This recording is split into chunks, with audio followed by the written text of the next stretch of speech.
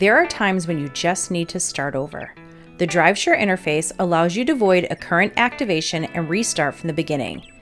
This option is used most frequently when an activation is completed for either the wrong customer, incorrect vehicle, or a customer declines a qualifying service where DriveSure benefits were included. Here is how you request a void. Find the customer's vehicle using the customer search interface. You may search by name, email, or VIN. Next, confirm the name and VIN are a match for your customer. Click Vehicles and find the activation you wish to void. Click the Void button and provide the reason you are voiding the activation, then click Submit. Our dealer support team will process your request during normal business hours to credit you back for the DriveSure activation. You can now click the Edit button to update the customer name, email address, and cell phone.